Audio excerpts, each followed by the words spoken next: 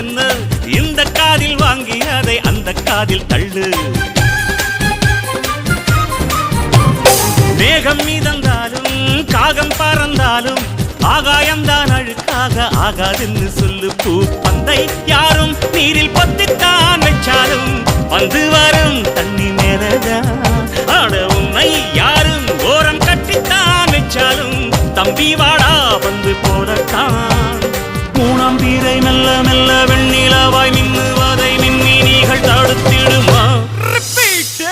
சக்தி எல்லாம் ஒன்று சேர்ந்தாலே